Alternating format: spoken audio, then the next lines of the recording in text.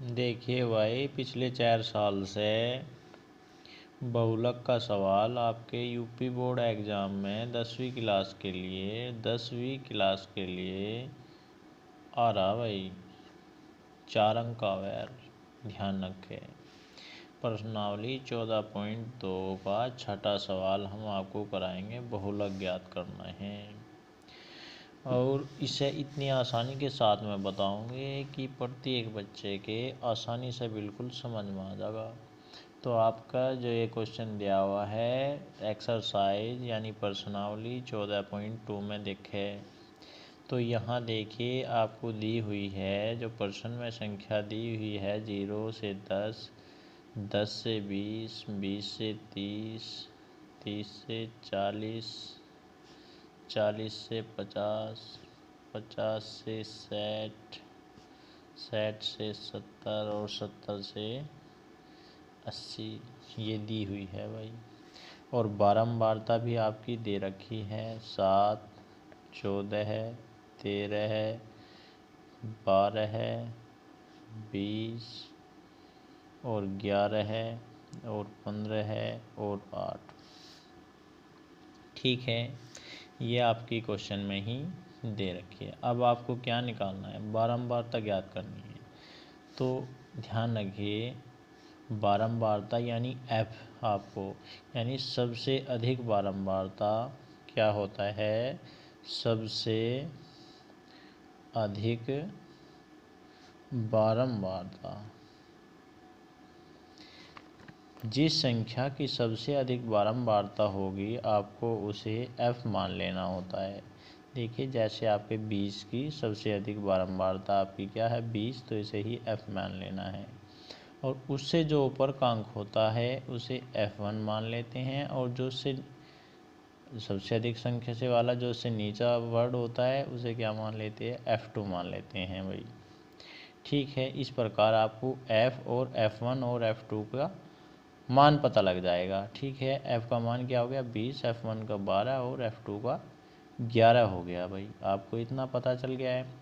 अब अधिक बारंबारता जिसकी होगी उसके सामने वाला जो पद होता है, जो नंबर होते हैं ये 40 से 50, वही नंबर वर्ग अंतराल बोल देते हैं आप वैसे से। यानी बारंबारता ऐसे भी लिख सकते हो, बारंबारता वाला वर्ग ऐसे कह सकते हो। तो क्या है 40 व 50 है। ये इससे आप क्या निकाल सकते हो, इससे आप L की यानी जो पहला पद होगा L1 कह सकते हो आप इसे 40, और जो दूसरा पद होता है इसे 50 कह सकते हो। जो दूसरा पद होगा जो पहला होगा वो 40, यानी इसे L2 और इसे L1 कह सकते हो। अब L1 L2 से आप क्या निकाल सकते हो, H निकाल सकते हो। तो h की वैल्यू निकाल सकते हैं, यानी L2 माइनस L1, यानी L2 की वैल्यू क्या है 50 माइनस 40, तो कितना हो गया 10, यानी h की वैल्यू आपके पास में क्या आ गई 10 आ गई भाई। यहाँ से आपको h की वैल्यू को पता चल गया।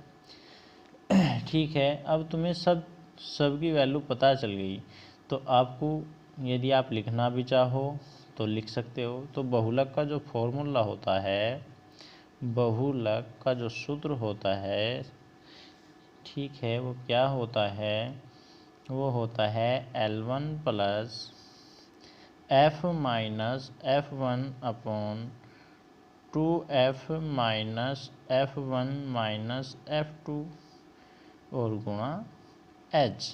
अब आपके पास में सभी मान हैं।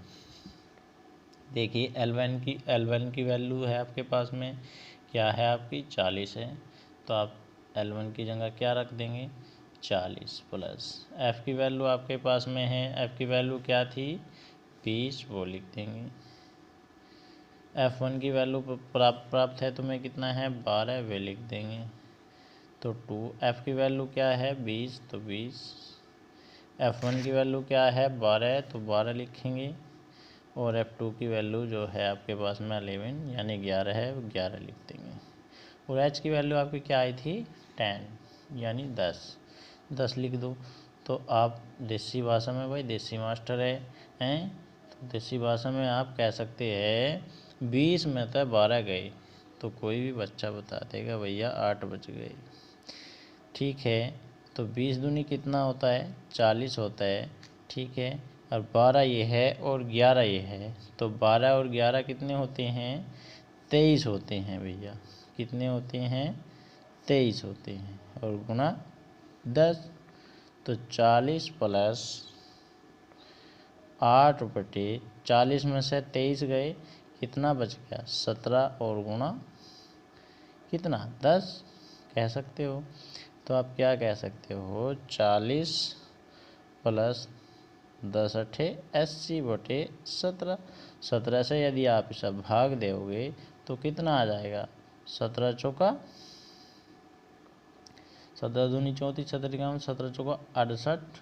ठीक है, तो कितने बच गए, 17 पंजे 85, ज़्यादा हो जाएगा तो 17 चौका 68 चल जाएंगे, तो यानी 17 चौका 68 और 17। ठीक है, क्योंकि कितने बच जाएंगे, जो यानी इसे आप भाग दोगे तो 4.7 आ जाएगा।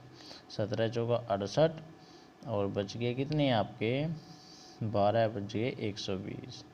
ठीक है, 17 सत्तू, यानी आप भाग दे सकते हो, 80 को भाग दोगे 17 चौका 68, और 10 में से 8 गए 2, और आपका बच गया 1। ठीक है, पॉइंट लगा के आप 0 डाल सकते हो तो सत्ते चल जाएगी।